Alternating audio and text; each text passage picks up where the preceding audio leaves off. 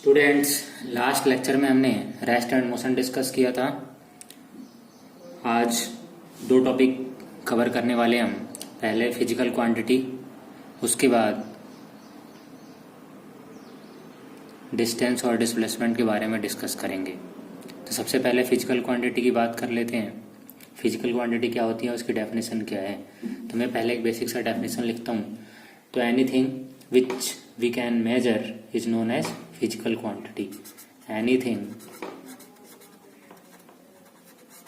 which we can measure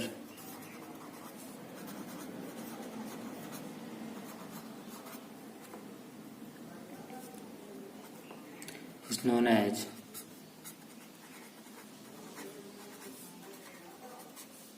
physical quantity.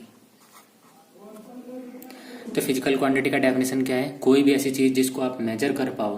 Anything which we can measure is known as physical quantity. तो physical quantity क्या हो गई? जिसको भी आप मेजर कर पाओगे उसको फिजिकल क्वांटिटी बोलोगे। जैसे एग्जांपल की अगर मैं बात करूं तो कौन कौन सी ऐसी चीज है जिसको आप मेजर कर सकते हो? फॉर एग्जांपल के लिए लेंथ को हम कैसे मेजर करते हैं? 1 मीटर, 2 मीटर, 4 मीटर, 5 मीटर। तो क्या एक फिजिकल क्वांटिटी है। ऐसे स्पीड को आप मेजर कर लेते हो, 10 मीटर पर सेकेंड, 20 मीटर पर सेकेंड, 50 मीटर पर सेकेंड। तो ये क्या है? फिजिकल क्वांटिटी है। ऐसे ही फोर्स को आप मेजर कर सकते हो, फिजिकल क्वांटिटी है। ऐसे ही मास को आप मेजर कर सकते हो, फिजिकल क्वांटिटी है। इसके बाद हम आगे डिस्कस करेंगे फिजिकल क्वांटिटी के रिप्रेजेंटेशन के बारे में कि आप फिजिकल क्वांटिटी को कैसे रिप्रेजेंट करते हो। तो किसी भी फिजिकल क्वांटिटी को रिप्रेजेंट करने के लिए दो इंपॉर्टेंट फैक्टर्स होते हैं। पहला जो पॉइंट है ना, वो है न्यूमेरिकल वैल्यू रिक्वायर्ड होगी हमें। न्यूमेरिकल वैल्यू मस्ट है। उसके बाद इस न्यूमेरिकल वैल्यू को आप साइज भी बोल सकते हो और इसको मैग्नीट्यूड भी बोल सकते हो। तो किसी भी फिजिकल क्वांटिटी को रिप्रेजेंट करने के लिए दो इंपॉर्टेंट फैक्टर्स की रिक्वायरमेंट होती है। पहला ये है न्यूमेरिकल वैल्यू, साइज या मैग्नीट्यूड, एक ही बात है। और दूसरा जो चाहिए है ना, उसको हम बोलते हैं यूनिट। जैसे मान लो एग्जांपल के लिए मैंने लेंथ लिख दिया 5 मीटर। तो इसमें 5 क्या है? ये न्यूमेरिकल वैल्यू है लेंथ की, या इसको साइज बोल लो या फिर इसको मैग्नीट्यूड बोल लो। और ये जो मीटर लगाया है ये क्या है? इसकी यूनिट है, जो कि लेंथ की यूनिट होती है। तो किसी भी फिजिकल क्वांटिटी को रिप्रेजेंट करने के लिए आपको दो चीजों की रिक्वायरमेंट है। एक तो उसके न्यूमेरिकल वैल्यू की और दूसरा उसके यूनिट की। तो ये इंपॉर्टेंट पॉइंट याद रखना है। जैसे मान लो आपने लिखा स्पीड 10 मीटर पर सेकेंड। तो इसमें 10 क्या है? न्यूमेरिकल वैल्यू या मैग्नीट्यूड या फिर साइज, और मीटर पर सेकेंड क्या है? इसकी यूनिट। तो अभी तक मैंने आपको दो चीजें बता दी। फिजिकल क्वांटिटी का एक डेफिनेशन याद कर लेना और इसके रिप्रेजेंटेशन टेक्निक समझ लो। किसी भी फिजिकल क्वांटिटी को रिप्रेजेंट करने के लिए दो चीजों की रिक्वायरमेंट होती है। पहला क्या? उसका न्यूमेरिकल वैल्यू या फिर साइज या मैग्नीट्यूड बोल दो, और दूसरा क्या चीज? उसकी यूनिट। तो साइज के साथ साथ यूनिट रिक्वायर्ड है फिजिकल क्वांटिटी को रिप्रेजेंट करने के लिए। आगे अब इम्पोर्टेंट क्वेश्चन ये है ना कि वो कौन सी ऐसी चीज है जिसको आप मेजर नहीं कर सकते। मतलब कौन सी क्वांटिटी है जो फिजिकल क्वांटिटी में नहीं आती। जैसे मैं आपको बोलूं इमोशन, तो इमोशन वो चीज है जिसको आप मेजर नहीं कर सकते। फीलिंग्स को आप मेजर नहीं कर सकते। ऐसे ही एक्सप्रेशन, तो इमोशन, फीलिंग, एक्सप्रेशन, ये सारी ऐसी चीजें हैं ना जिसको आप मेजर नहीं कर सकते। तो ये सारी चीजें फिजिकल क्वांटिटी नहीं हो सकती। तो फिजिकल क्वांटिटी वो है जिनको आप मेजर कर सकते हो। अब बात करते हैं ना हम टाइप ऑफ फिजिकल क्वांटिटी की।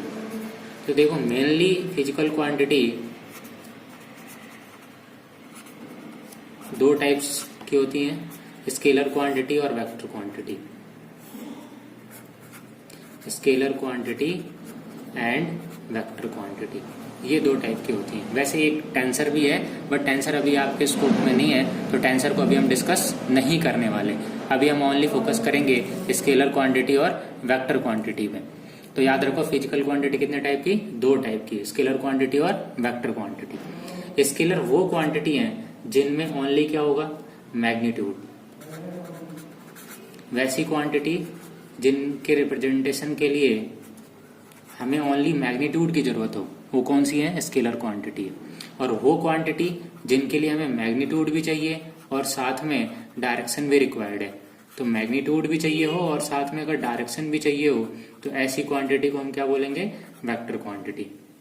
तो याद रखो, स्केलर क्वांटिटी वो फिजिकल क्वांटिटी है जिनके लिए ओनली मैग्नीट्यूड रिक्वायर्ड होता है। मैग्नीट्यूड से मेरा मतलब उसके न्यूमेरिकल वैल्यू और साइज से है। और वेक्टर क्वांटिटी वो होंगी जिनके लिए हमें मैग्नीट्यूड तो चाहिए ही चाहिए, साथ में उनमें डायरेक्शन भी उतना ही इंपॉर्टेंट है। एग्जाम्पल की अगर मैं बात करूं तो स्केलर क्वांटिटी का एग्जाम्पल क्या होता है, जैसे मान लो मास, तो मास क्या है, स्केलर क्वांटिटी का एग्जाम्पल है। ऐसे ही मान लो मैं आपसे बोलूं टाइम, तो टाइम क्या है, स्केलर क्वांटिटी है। ऐसे ही मैं आपसे बोलूं स्पीड, तो स्पीड क्या है, स्केलर क्वांटिटी है। ओनली इसके लिए मैग्नीट्यूड चाहिए होगा। तो मास, टाइम, स्पीड, ये सब क्या है, स्केलर क्वांटिटी होती है ना। ऐसी अगर मैं वेक्टर क्वांटिटी के एग्जांपल की बात करूं तो देखो डिस्प्लेसमेंट वेक्टर क्वांटिटी होता है। ऐसे ही मैं फोर्स की बात करूंगा, फोर्स वेक्टर क्वांटिटी है। ऐसे ही वेलोसिटी की बात करूंगा, वेलोसिटी वेक्टर क्वांटिटी है। तो याद रखना है कि वैसी क्वांटिटी जिनमें ओनली मैग्नीट्यूड की रिक्वायरमेंट हो वो कौन सी क्वांटिटी होती है, स्केलर क्वांटिटी होती है। जैसे मास, टाइम, स्पीड, ये सब क्या है, स्केलर क्वांटिटी है। ऐसे ही ना वेक्टर क्वांटिटी जिनमें की ना मैग्नीट्यूड तो चाहिए ही चाहिए। मैग्नीट्यूड का मतलब न्यूमेरिकल वैल्यू और साइज तो चाहिए ही चाहिए, साथ में हमें डायरेक्शन भी चाहिए। जैसे डिस्प्लेसमेंट वेक्टर क्वांटिटी है। ऐसी फोर्स भी वेक्टर क्वांटिटी है। ऐसी वेलोसिटी, ये भी वेक्टर क्वांटिटी है। ऐसे ही वेट की बात करोगे तो वेट वेक्टर क्वांटिटी है। ऐसे ही मोमेंटम वेक्टर क्वांटिटी है। तो ये सारे क्या है, एग्जांपल्स हैं वेक्टर क्वांटिटी का। एक और टाइप है टेंसर, लेकिन टेंसर को अभी हम डिस्कस नहीं करने वाले क्योंकि टेंसर क्वांटिटी अपने सिलेबस में नहीं आता। तो याद रखो कि ये दो टाइप्स की होती हैं। तो फिजिकल क्वांटिटी की बात कर ली हमने, साथ में इसके टाइप्स की बात कर ली, इनके रिप्रेजेंटेशन की बात कर ली। ध्यान रखो, फिजिकल क्वांटिटी को रिप्रेजेंट करने के लिए दो फैक्टर्स रिस्पॉन्सिबल है, एक तो उसका न्यूमेरिकल वैल्यू और दूसरा उसकी यूनिट। तो ये फिजिकल क्वांटिटी की बात थी। अब हम आगे चलते हैं, डिस्टेंस और डिस्प्लेसमेंट की बात करेंगे कि डिस्टेंस और डिस्प्लेसमेंट पे बेस्ड न्यूमेरिकल भी हमें सॉल्व करना होगा क्योंकि डिस्टेंस और डिस्प्लेसमेंट इंपॉर्टेंट टॉपिक है। तो सबसे पहले हम बात करते हैं डिस्टेंस की।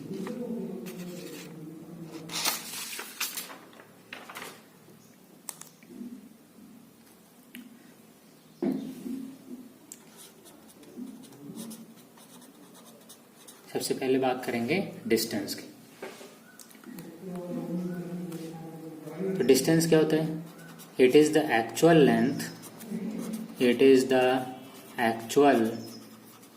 Length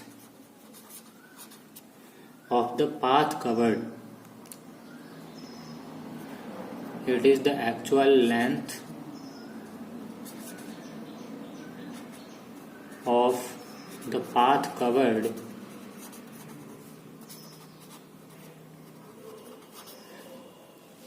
by a moving particle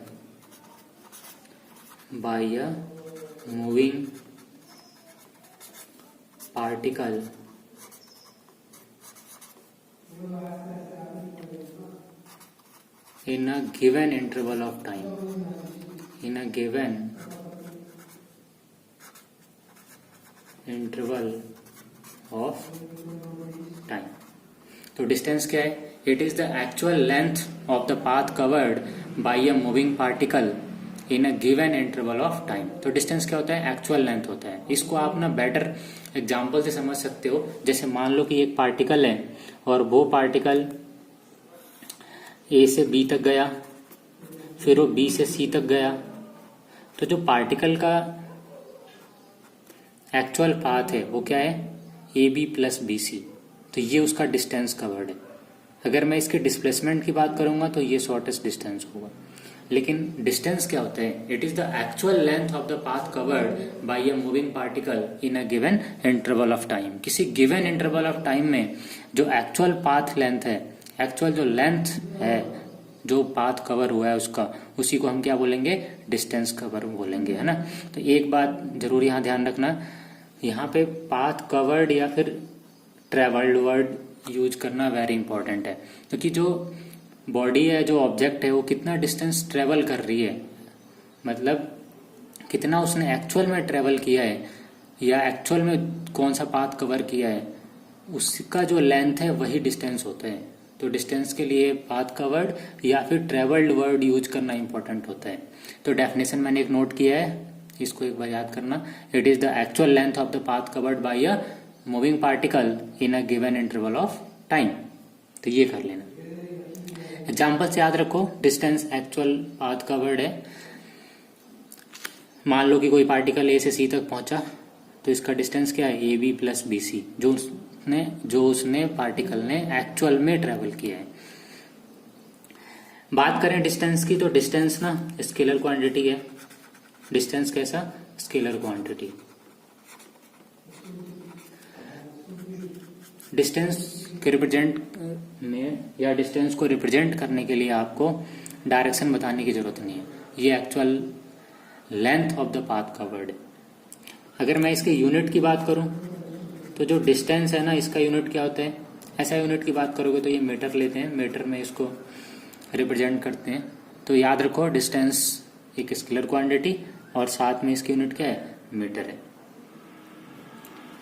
अगर मैं एग्जाम्पल लिखना चाहूँ डिस्टेंस के लिए, तो ये तो है ही। एक और एग्जाम्पल ले लो। जैसे मान लो एक पार्टिकल है, वो ए से चलना स्टार्ट करता है और वो सी पे पहुंचा। 3 मीटर चला पहले, फिर ये 4 मीटर। तो इसका जो पार्टिकल का डिस्टेंस होगा इस गिवन एग्जाम्पल में, वो कितना होगा, A B plus B C. वो कितना, 3 + 4 दैट इज कितना, 7 मीटर।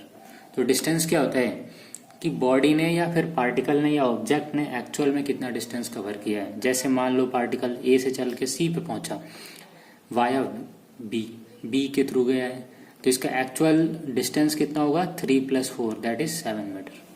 तो ये डिस्टेंस के 3-4 पॉइंट्स थे, इनको याद रखना। इसका एक डेफिनेशन नोट कर लेना।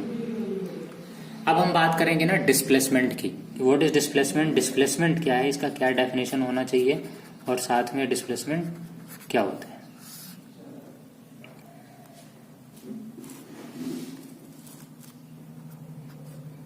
इसका डेफिनेशन पहले नोट करता हूं। The displacement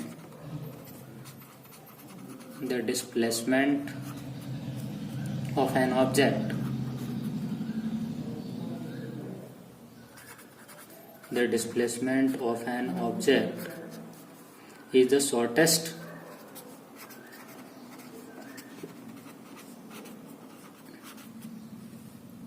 distance traveled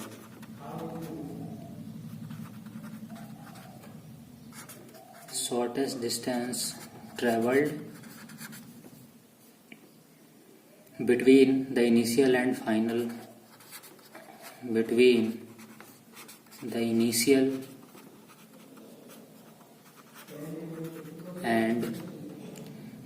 position of the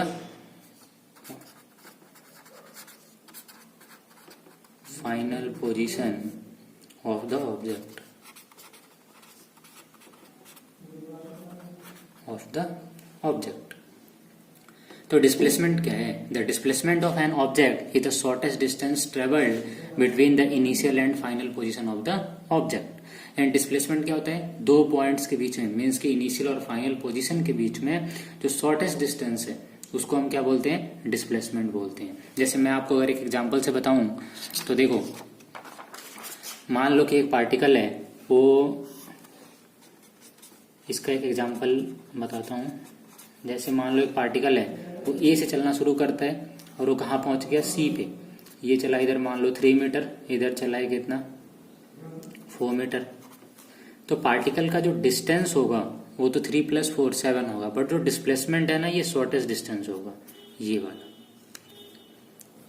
तो पार्टिकल का डिस्प्लेसमेंट क्या लिखोगे, डिस्प्लेसमेंट लिखोगे AC, और वो कितना होगा, √ ये मान लो पॉइंट B है, पाइथागोरस थ्योरम यूज कर लो, AB² + BC², तो 3A² + 4 का स्क्वायर दैट इज कितना, 9 + 16 दैट इज 25 मीन्स 5 मीटर। तो पार्टिकल का डिस्प्लेसमेंट कितना आया, 5 मीटर। तो जो पार्टिकल का डिस्प्लेसमेंट होता है ना, ये इनिशियल और फाइनल पोजीशन के बीच का जो शॉर्टेस्ट डिस्टेंस है उसको बोलते हैं। जैसे मान लो कि एक पार्टिकल है वो इनिशियली ए लोकेशन पे है, इसका पोजीशन ये, मान लो यहां से चल के वो बी पे पहुंच गया, इस लोकेशन पे आ गया, तो इनिशियल और फाइनल लोकेशन के बीच का जो ये शॉर्टेस्ट डिस्टेंस होगा इसी को हम क्या बोलेंगे, डिस्प्लेसमेंट बोलेंगे। तो डेफिनेशन, इसका एग्जांपल याद रखो। अब मैं बात करूं ना ये किस तरह की क्वांटिटी है, तो डिस्प्लेसमेंट ना वेक्टर क्वांटिटी होती है, क्योंकि दो गिवन पॉइंट्स के बीच में, इनिशियल और फाइनल के बीच में ये एक ही पॉसिबल है और एक ही डायरेक्शन में पॉसिबल होता है। तो इसलिए क्या है, ये वेक्टर क्वांटिटी है, ध्यान रखना है, displacement is a vector quantity. अगर मैं इसके यूनिट की बात करूं तो डिस्प्लेसमेंट की जो यूनिट है ना वो क्या लोगे, मीटर। तो डिस्प्लेसमेंट को भी आपको मीटर में ही रिप्रेजेंट करना है, ये इंपॉर्टेंट पॉइंट याद रखना है। तो डिस्टेंस कैसी क्वांटिटी, स्केलर क्वांटिटी, डिस्प्लेसमेंट कैसी, वेक्टर क्वांटिटी। डिस्टेंस याद रखना है कि ये एक्चुअल पाथ कवर्ड यानी actual length of the path covered होता है, और जो डिस्प्लेसमेंट है वो इनिशियल और फाइनल के बीच में जो शॉर्टेस्ट है उसको बोलते हैं। तो ये इंपॉर्टेंट फैक्ट आपको याद रखना है। अब हम कुछ की पॉइंट्स की बात करने वाले हैं जो कि बहुत इंपॉर्टेंट है और आपको ध्यान रखना है। सबसे पहला पॉइंट ये है कि किसी भी मूविंग पार्टिकल के लिए distance can never be negative और zero, while displacement can be. मतलब जो डिस्टेंस है ना किसी मूविंग पार्टिकल के लिए कैन नेवर बी नेगेटिव और zero, while displacement can B.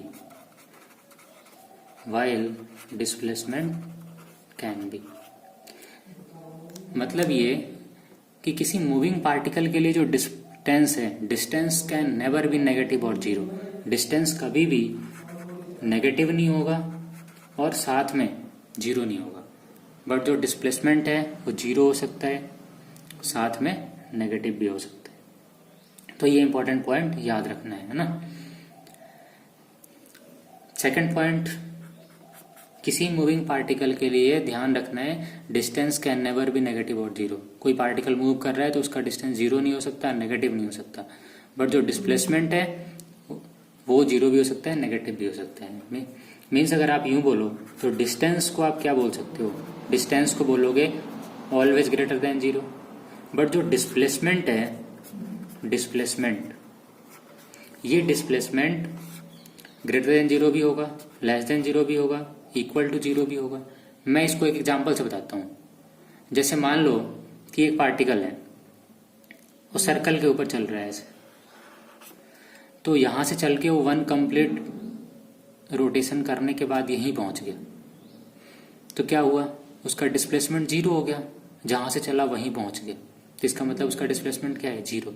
But distance zero नहीं है, डिस्टेंस तो उसका 2πr है, तो इसका मतलब क्या हुआ कि जो डिस्प्लेसमेंट है वो जीरो भी हो सकता है, डिस्प्लेसमेंट ग्रेटर देन जीरो भी हो सकता है, डिस्प्लेसमेंट लेस देन भी जीरो हो सकता है। मान लो कि एक पार्टिकल है वो यहां से चलने के बाद वापस रिटर्न बैक आया और इस डायरेक्शन में चला गया, तो जहां से आप मेजर कर रहे हो उसका अगर फॉरवर्ड पॉजिटिव लोगे तो ये बैकवर्ड नेगेटिव लेना पड़ेगा। तो पार्टिकल अगर इस डायरेक्शन में गया फॉरवर्ड, फिर रिटर्न बैक आया, फिर इधर चला गया, तो इसका डिस्प्लेसमेंट क्या है, नेगेटिव है।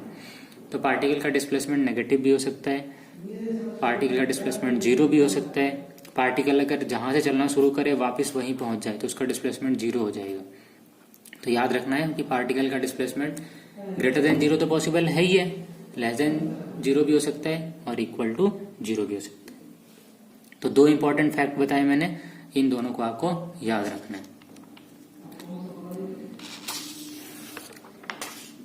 थर्ड इंपॉर्टेंट पॉइंट ये याद रखना है आपको कि जो डिस्टेंस है ना ये हमेशा ग्रेटर देन रहेगा किसके, मैग्नीट्यूड ऑफ डिस्प्लेसमेंट से इक्वल हो सकता है। जैसे मान लो कि कोई पार्टिकल है, वो पार्टिकल स्ट्रेट लाइन में चल रहा है, ऐसे जा रहा है, तो ऑब्वियस सी बात है कि अगर वो स्ट्रेट लाइन में जा रहा है, अपना डायरेक्शन चेंज ना करे तो जितना डिस्टेंस होगा उतना ही डिस्प्लेसमेंट होगा। मान लो किसी टाइम पे ए से चल के वो बी पे पहुंच गया, इसका मतलब क्या है कि पार्टिकल का डिस्टेंस भी ए बी है और डिस्प्लेसमेंट भी ए बी है। तो ये इंपॉर्टेंट पॉइंट याद रखना है। तो डिस्टेंस डिस्प्लेसमेंट से क्या होगा, या तो बड़ा रहेगा या फिर उसके बराबर होगा। डिस्टेंस कभी छोटा नहीं हो सकता, डिस्टेंस कभी डिस्प्लेसमेंट से लेस देन नहीं हो सकता। ये इंपॉर्टेंट फैक्ट याद रखना है।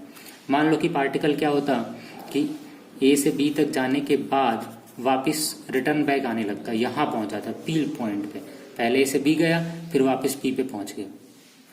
तो ऐसे केस में पार्टिकल का डिस्प्लेसमेंट तो ये होगा बस इनिशियल और फाइनल के बीच का, बट डिस्टेंस क्या होगा, A B plus B P. तो ऐसे केस में डिस्प्लेसमेंट तो कम है बट डिस्टेंस क्या है, ज्यादा है। तो डिस्टेंस क्या हो सकता है, या तो बड़ा होगा या फिर बराबर होगा, किससे, डिस्प्लेसमेंट से। तो डिस्टेंस ग्रेटर देन और equal to the magnitude of displacement. तो ये थर्ड फैक्ट याद रखना है। फोर्थ और इंपॉर्टेंट पॉइंट,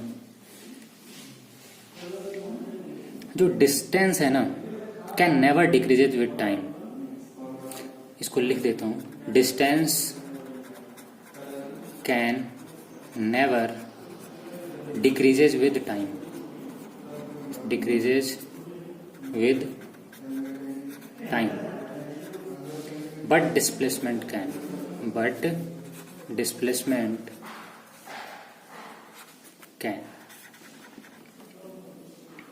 यानी जो डिस्टेंस है ना वो कभी डिक्रीज नहीं हो सकता टाइम के साथ। Distance can never decrease with time but displacement can. जो डिस्प्लेसमेंट है वो टाइम के साथ डिक्रीज हो सकता है। जैसे एग्जांपल के लिए मैं ये ले लूं कि एक पार्टिकल है वो ए से बी तक मान लो 5 मीटर चला और यहां से ये वापस रिटर्न बैक 1 मीटर और आ गया पी पॉइंट पे।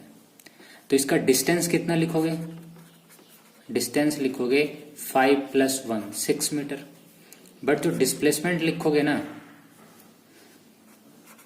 डिस्प्लेसमेंट कितना हो जाएगा अब इसका, 5 और ये 1 माइनस कर लो, ये shortest distance A P 4 metre. मतलब जब पार्टिकल बी तक गया यहां तक तो उसका डिस्टेंस और डिस्प्लेसमेंट दोनों बराबर ही था 5 मीटर, लेकिन जब वो रिटर्न बैक आएगा तब तो उसका डिस्प्लेसमेंट डिक्रीज होना शुरू हो जाएगा।